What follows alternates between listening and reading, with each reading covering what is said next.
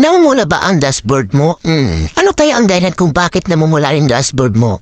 Siguro sa isang araw, isang bilis ka lang mag-post ng mga video content mo.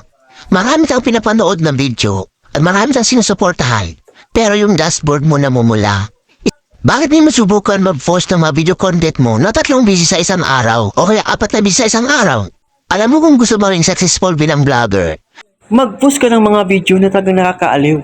Pero kahit pa namumula yung dashboard mo, huwag kang mawala ng pag-asa.